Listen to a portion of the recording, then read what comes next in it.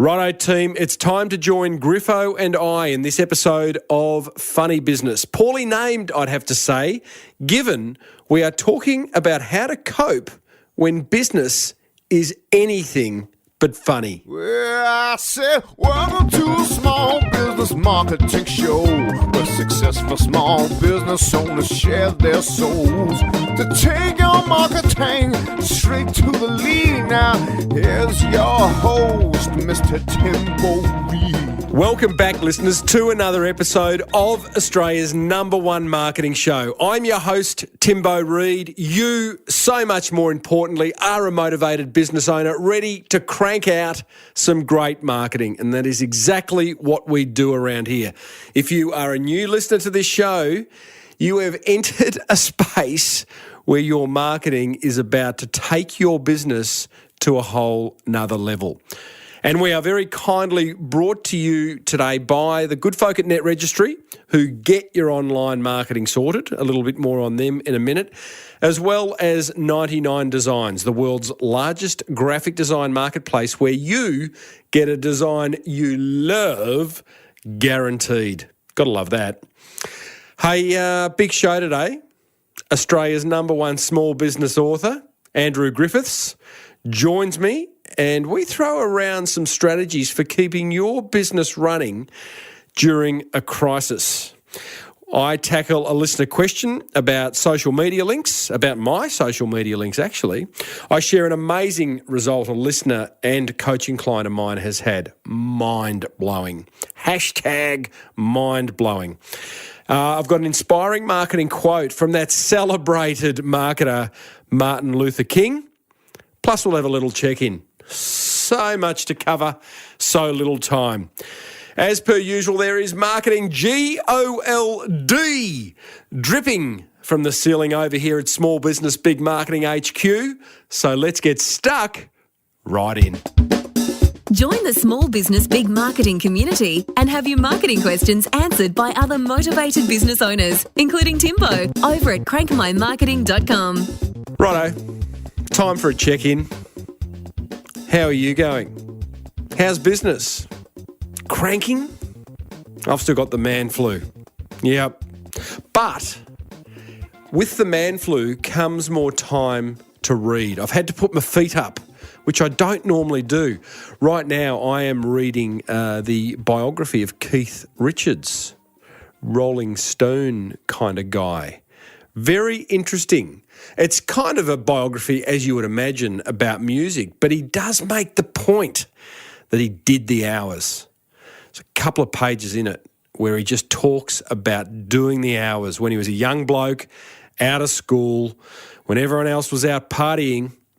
He was studying music, blues to be specific. I think there's a lesson there for us. You're doing the hours by listening to this show. You got to study. You got to know more than the competition. And, you know, you're doing that by listening to this show, reading books about marketing, business, networking, speaking to others, being the best business owner you can be. So well done for that. And I tell you what, the Keith Richards bio, it's pretty bloody good. Welcome. 32 new forum members have signed up in the last week. Threatened with the idea of a price rise, they came out of the woodwork. And I love that. Oh, I wish it was 232, but I'm happy with 32. Lukey's happy with 32. He's my forum offsider. Hey, we've got new members from Northern Ireland and the Shetland Islands off Scotland. Don't quite know where they are. They'd be cold, I reckon. We've got new members. One's a nurse who looks after sick and injured horses. Got DJs, got yoga teachers, got interior designers. We've got people inside the Small Business Big Marketing Forum from all over the world, from all different businesses, categories, industries. It's exciting. B2B, that's business to business. B2C, business to consumer. But most importantly, they're all P2P. People to people.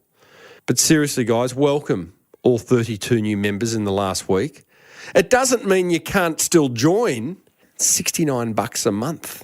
Think of it as like marketing insurance, and head over to crankmymarketing.com and sign up now. I call it the inner circle. It's our secret place where we grow our businesses. Hey, what else have I got this week? Speaking, it's Small Business Month in Victoria. I'm hosting an event for Census in Richmond on Tuesday, talking about digital marketing.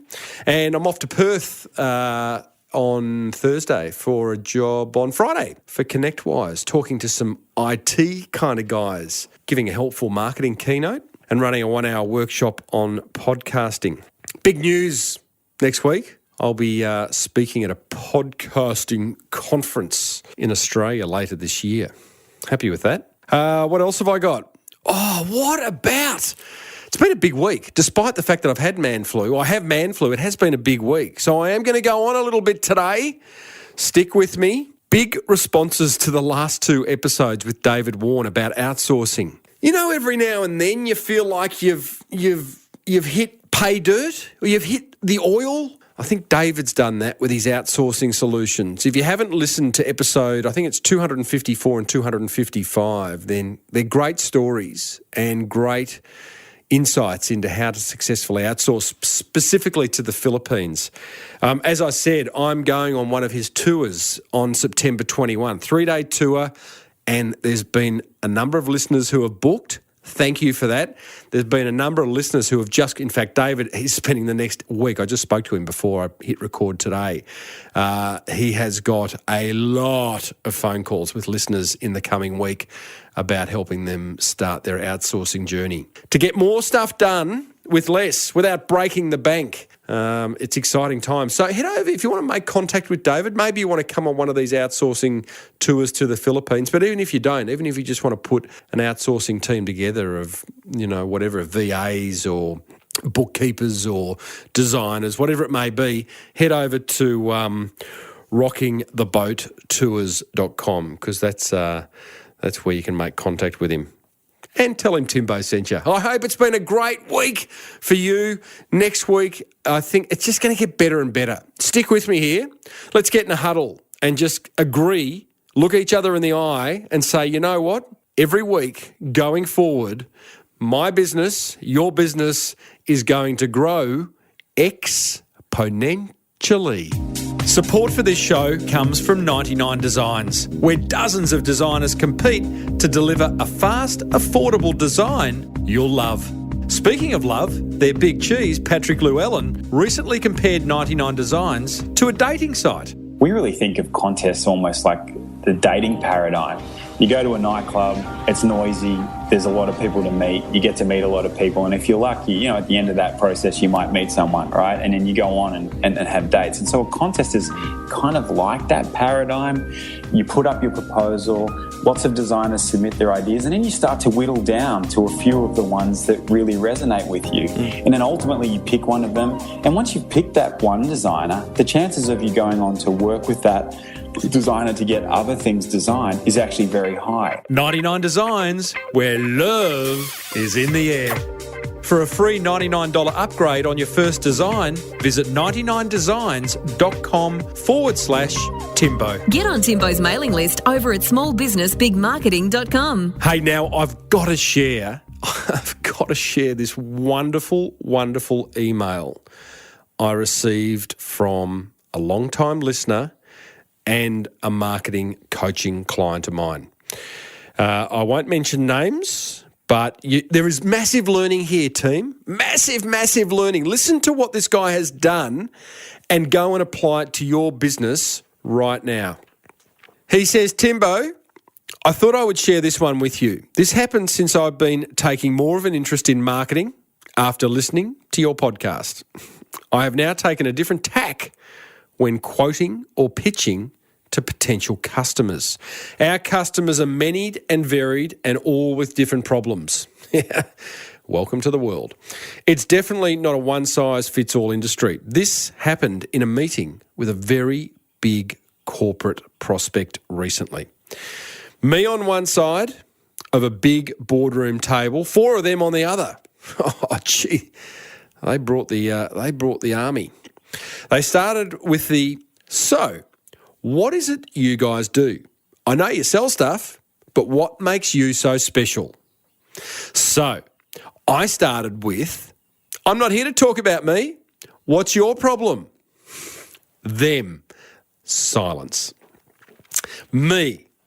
I mean, I can sit and tell you how great I am, but that means nothing to you. Oh, I'm loving his thinking already. Them. What do you mean? Me. I can bang on about price, service, range all day, but until I solve your problems and make your life easier, I am just like everyone else.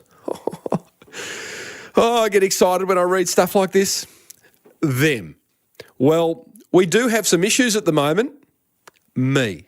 Like what? And that started the conversation. I never gave them any prices, any brands, any range. I promised them one thing. You tell me what problems you have and I will provide you with a solution.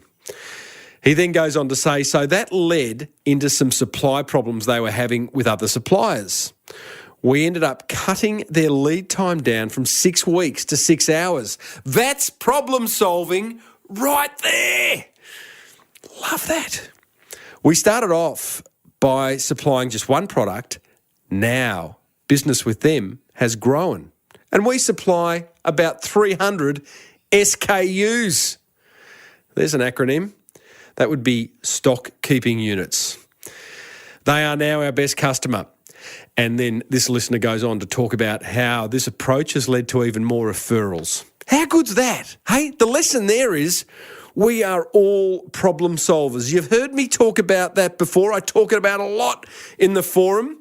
Helpful marketing is based around the idea that you are there to solve the problems of your clients. This, listen, that's the email, is proof. Go and solve your clients' problems and you'll win. Support for this show comes from Net Registry, a one-stop shop for getting your online marketing sorted.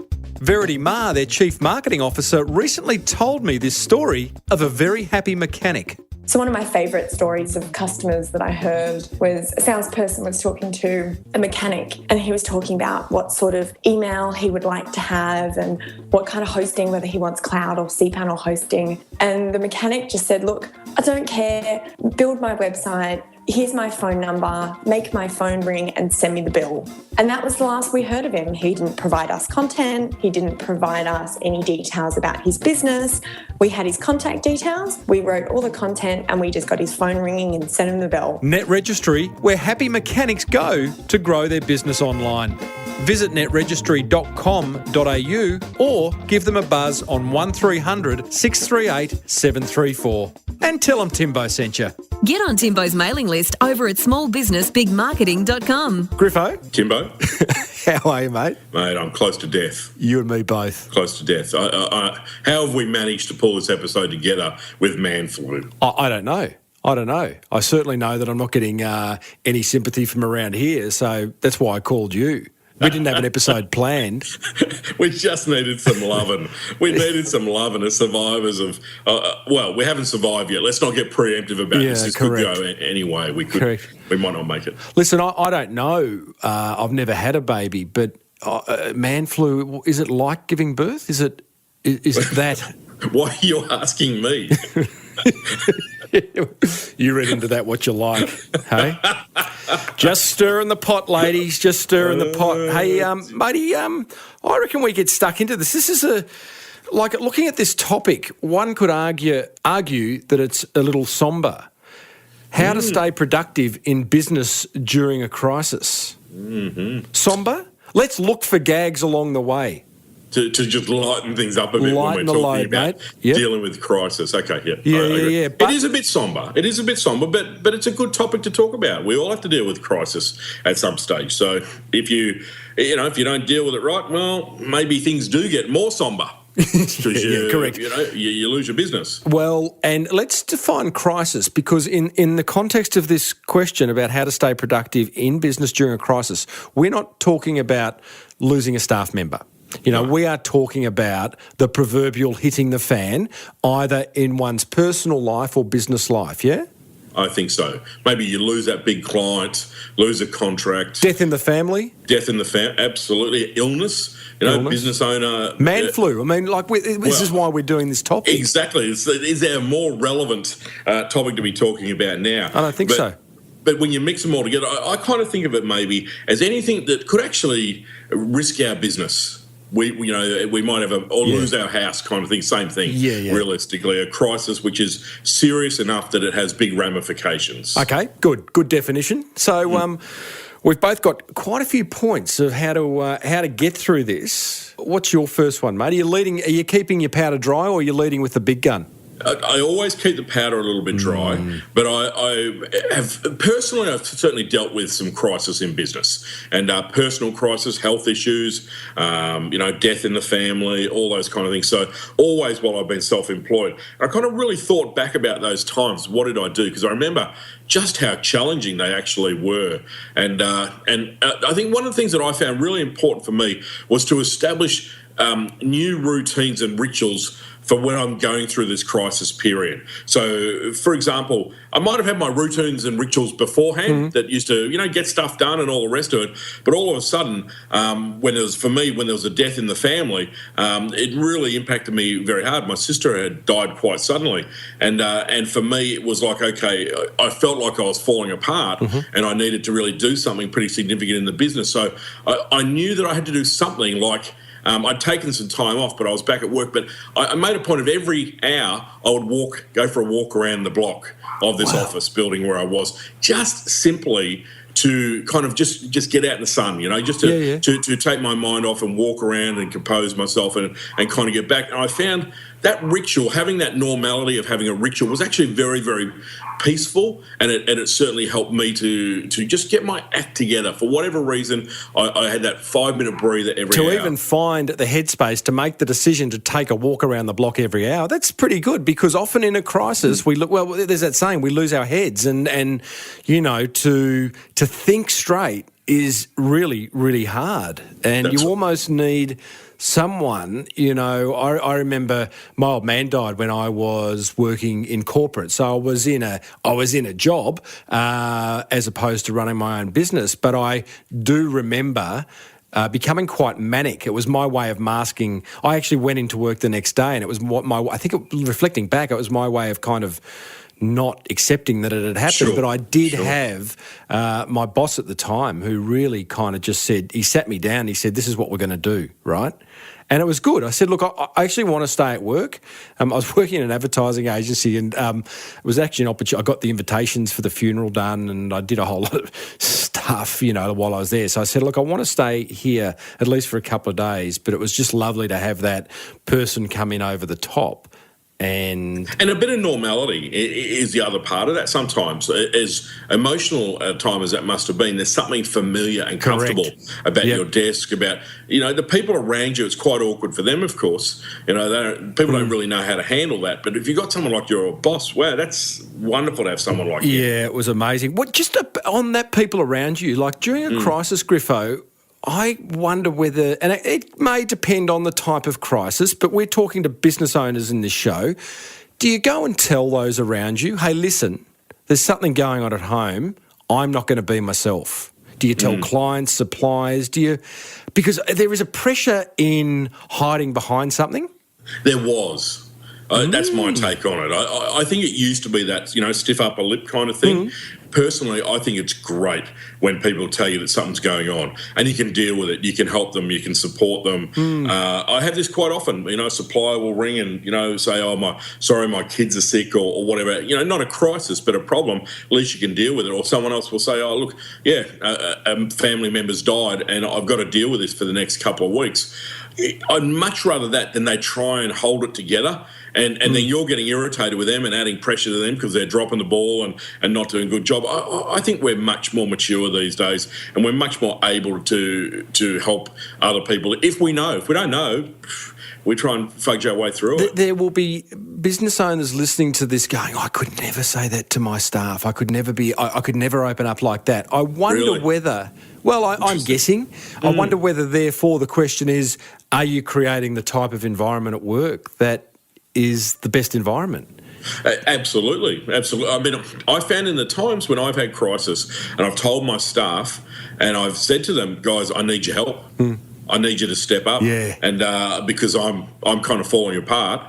And I'm sorry. It'll be okay, but right here, right now, I've got things that I've got to do and I've got to deal with. They were fabulous. I think about every single time that had happened to me in some shape or form, my team were amazing, and it really was very supportive because all they said was, "You don't worry about one thing. We're going to look after the business. It'll be fine. We'll let everyone know nothing's going to happen. You go and do what you need to do," and it was fabulous. I just think businesses that don't wait for the crisis to happen. Business owners that actually create an environment, like I know businesses that have doona days, right? They get 2 or 3 doona days a year, acknowledging the fact. You realise. What's that? I am in Cairns, you realise. These are linen sheet days. But that basically says, hey, listen, guys, we're all human. We all have dark days, right? Yeah. So therefore, you don't need to ring and lie that you're crook. You don't need to hide behind anything. Just say, doona day, and no questions asked. And again, that's not waiting for a crisis to happen. And so when a crisis does happen, I just think it leads to a more open communication inside the business. I think it's a great point and something that I think we should all be doing in business. But another interesting kind of thing that comes out of that as well, that if you're communicating openly and we're concerned about telling our customers or our clients that something's wrong, I think that's actually doing your customers and your clients a disservice. I think that, they're not going to dump you for business if you say, hey, someone's died and I need to take a month off and do this. They're not going to do that. If they're going to do that, did you want to do work with them anyway? Realistically, I think that when I've been in that situation where a supplier has said to me, I've got this problem, my response is, how can I help? You tell me what I can do to help, or I just kind of want to know that you're not going to go somewhere else if we can't service your work for a month. Are you kidding? Are you kidding? Don't even give that a second thought. I'll give you so much work when you're back on board, you won't know what to do with it. So for now, go and do what you're doing. And I think that enables other people to help you. Because you're right. What you said earlier on, we're kind of stiff up our lip. We've got to manage all of this on our own. And I see the problem with that is when you're a business owner trying to manage it all on your own and not show anyone, they know anyway that something's wrong. We can't hide it. But all that happens is it takes you forever to recover. And I don't think you actually really do recover. You just hide stuff away and it comes up somewhere else down the line worse. Well, here's the thing. I think there's also a lot of business owners, and I've been guilty of this, are wearing the undies on the outside, right? Being a superhero. Absolutely. Try and be a superhero during a crisis, and that can often end in tears because you can't do it all yourself. And again, it's interesting, this discussion is about what staying productive during a crisis, but I just think there's also some wonderful learnings of right now, when you are in non-crisis mode, to establish a business that can handle a crisis no matter what happens. Awesome point to make a business that's resilient enough that if something terrible happened, you'd be able to survive it because you have the right attitude, the right philosophy, the right people, the right culture. I think that's absolutely essential. And the reality is we never know. And I know that's an obvious thing to say, but I had a buddy of mine 2 weeks ago, runs an advertising agency, went to the doctor on a Friday afternoon, had a quadruple bypass on the Sunday. What? Off work for 4 months. There's only 2 of them, 2 partners in this business, and they have an extraordinary relationship. Now, this business will get through, it'll be fine and dandy. Well, let's just put, what is extraordinary about that relationship? Because that's significant. And interesting. Well, the first and foremost, I got a phone call from my friend's business partner to tell me that he's just had a quadruple bypass. So that was the first thing that I thought, wow, this guy who I don't know as well has rung me to let me know that my friend was ill, all the rest of it. I said, well, Roberto, my head goes, is this chap alive? And he said, yeah, he's okay, prognosis is good. And then, of course, my business owner hat went on, and I said, how long is he off for? And he said, 4 to 6 months probably. It was pretty bad. And I said, how are you going to run the business? How are you going to... And he said, that's okay. We've thought about stuff like this. We've talked about it. We've got mechanisms in place. The only thing that matters is that Sen gets better. He said that's the only thing that matters. So they talked about it. They talked about it. They'd put plans in place. They had an open enough relationship. Probably the same. They've talked about it with clients, and there's no surprises. So I remember it's a wonderful thing, and it relates to this discussion. Like no surprises was in the terms and conditions of a business that I used to do some work for. Right. And that's great. Okay, cool. In order for no surprises, then you got to lay your hand out. You got to lay your cards down and say, this is where we're at. This is how we go about business. And I like that. Yeah, interesting. And again, it comes back to that whole culture concept and that honest discussions. What's the worst that can happen? And even when we, talking again back to productivity, I mean, I know for myself, after my sister had passed away and I went back to work, I probably went back to work a little bit earlier. And I really wasn't ready. Like I was still quite teary and it was a very difficult and emotional time for me. But I did find that a couple of people, like your boss, actually, one of my clients in particular was an older guy who I'd been working with for about 10 years, and he just took me aside and he said, look, Andrew, you've come back to work too early, but I get that, that's how you're one of those guys, you bury yourself in your work and all the rest of it. But he said, but I'm going to check in with you once a week. And I'm going to ask you how you are, and I don't want bullshit. I don't want you to turn around and go, oh, I'm fine. I want you to tell me how you are, and I'm going to commit to doing this for the next 1 year. Yep. And he did. Every week on a Friday morning, this guy rang me, and I went, God, how amazing. I even went to the point where I'm going, look, Peter, you don't need to ring me anymore. I'm okay. And he said, yeah, I've been there as well. And he said, next week you might not be. Yeah, and it might be a 30-second phone call. And I thought, wow, interesting. So what I've learned out of a lot of this is how other people have treated me when I've been in a crisis has really framed how I treat other people in a crisis. And I think that the two ideally go a little bit hand in hand, that we get better at helping others and we also get better at asking for help around there. And it's easy to get dismissive of this stuff, but I think it's vitally important. Listeners, we are talking about how to stay productive in business during a crisis. And Griffo, a little thing like some wonderful quotes like this too shall pass. Often we kind of get so immersed in what is happening that we just think this is how it's going to be now forever. And everything passes, It does. And you always come out better in some shape or form. And I know that, again, we can kind of go, oh, there's such cliche thoughts. But when you go through these things, they're the truth. Things take time. It takes time to recover. You'll be a different person at the other side of it. But you do at some stage have to function. You've got to, you've got to run your business. You've got to be, you've got to be doing work. And I think that you've got to do the things that are you've got to ease yourself in gently. And you've also got to be able to read yourself. And as you say, have a doona day. Doona day. You go, look, guys, I'm really sorry, but it's just not working today. And the rest of the team, no worries, we'll pick up. We'll pick up that. We can do that. We can manage that. You go, that's perfect. I'm going to get a bit woo-woo on you, right? It's not very funny business, though, today, is it? We're not very funny. It's sort of serious business. Somber business today. But the woo-woo part of it is, and I always do this, when I have, whether it be a large crisis or a mini crisis, is like, what's the learning? And it's not an easy question to ask or even to remember to ask in the heat of the moment. But I do believe that we are delivered things in our business and personal life for a reason. Everything happens for a reason. So asking yourself, you say, well, great, what's the learning from a family member passing away? Well, I don't know the answer to that, but what can you learn from it? What can you do differently if this is how it's, if you're in this place right now, what can you do to take something from it? Yep, absolutely. It's easier said than done. The other thing is self-talk during a crisis too, like just checking what you're saying to yourself. That bloke who asked you to call, who checked in every week, you're saying, well, I'm all right now, but he's like, what are we saying to ourselves in between times? Because sometimes you wouldn't say to your best friend what you say to yourself. No, exactly. Well, and also another part of that, I think that leads on for me is when your team have stepped up. And sorry, just to frame this a little bit, I used to do a lot of PR.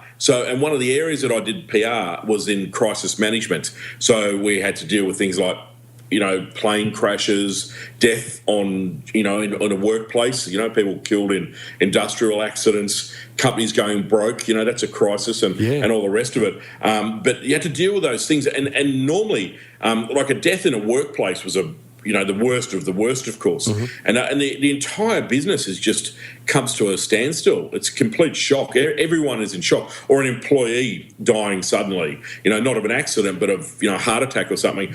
And everyone kind of goes through the motions and goes, well, that's terrible, but we've got to do our job and get on with it. But what can often happen is several months afterwards, like everyone's had to step up and do what they need to do while people manage it. But then a kind of depression can settle in on the business. And I've had people talk about this phenomenon in the PR space, say, well, the business doesn't go broke in that first couple of months. People kind of do what they need to do and rally around. But then the depression can kind of set in with everyone a couple of months later. And once they're over the initial crisis, but they're just kind of exhausted by it, the real danger zone can be then. The next 2 or 3 months, they stop being productive. They stop doing the work. More sick days start to happen. And it's because they haven't actually dealt with it as such. They haven't really kind of framed it. They haven't really kind of said, okay, well, this has happened. We need to understand it, talk about it. How do we all feel? And how do we move on from here? And it's another interesting part of this process. Griffo, we have covered, I reckon there's a good 10 points about how to stay productive in business during a crisis. Not a lot of gags. Not a lot of gags there. Lots of good learnings. Hopefully, if someone is listening to this and a crisis does happen in the future, they'll manage it a little bit better. But I'm going to ask you for your top 3 jokes now. No, I'm not. That would be unfair. That's always a hard one. It's like, tell me a joke. I haven't got one. I had one, but I've forgotten it. But, always hard. Always hard. You can't do that on a sombre topic with man flu. No. Geez. Hey, Griffo, thanks, mate. We're both a bit under the pump here, falling off our chairs with the man flu. I think we got there. I hope that was a productive, useful episode of understanding just what you can do in a crisis to stay productive. And maybe we'll hear from the odd listener who implements one of those little learnings we shared.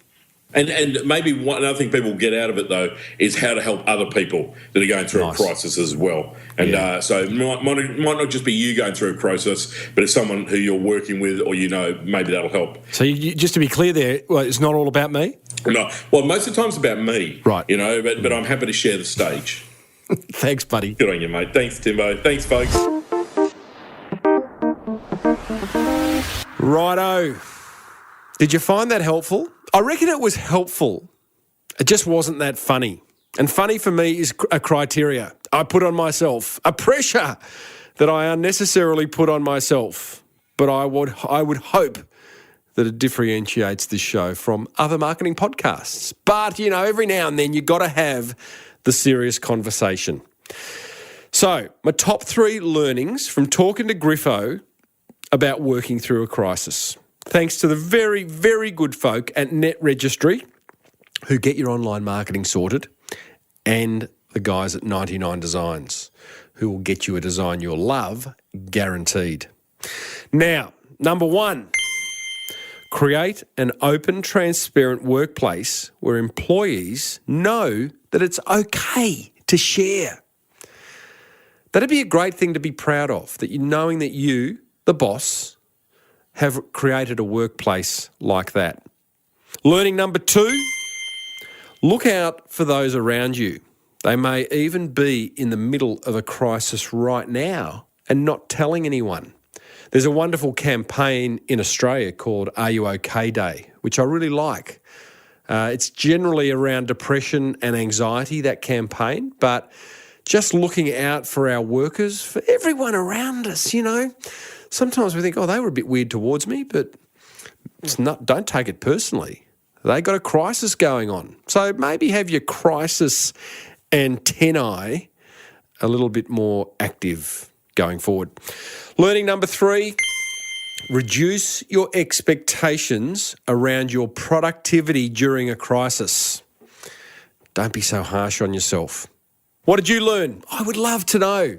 Okay, I'm going to bang on for a minute. Not a minute, 30 seconds.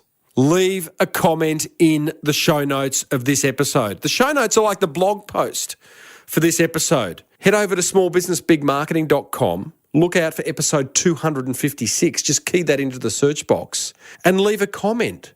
What did you learn? What did you take away from this episode? Maybe we missed something. Maybe there's a learning that you can share. share it. You'll make a difference. You'll even get a backlink back to your website. And that's got a lot of Google juice about it. So, see you in the show notes. That very well-known marketer, Martin Luther King, once said, "If you can't fly, then run. If you can't run, then walk. If you can't walk, then crawl. But whatever you do, you must keep moving forward." Smallbusinessbigmarketing.com. Love that quote. Always got to keep moving forward. That's progress. Be productive. Don't let perfection get in the way. Righto, I've got a listener question from Joan. Don't know how to pronounce it. Spelled Joern. I'm going to call him or her Joe. I'm sorry. I know I'm not very good with non-Aussie names. They say, "Dear Timbo, I run a small online marketing agency out of Hamburg, Germany. Just a quick question. Is there a reason why you do not link to your Facebook page and Twitter account on your website? At least I couldn't find your social media profiles and had to look for you via the still weak Facebook internal search. Just curious. All the very best to you and keep it up. Joe." Thanks, Joe. That's a really good question. My very simple response, very embarrassed to say this, is that I'm slack. I put my Twitter and Facebook and LinkedIn links in the about part of my website where I rattle on about myself. I've got my social media links, but they're kind of hidden, right? I am very keen to keep visitors on my site, Joe. I want them to listen to my podcast. I want them to join my forum. I want you to join my forum.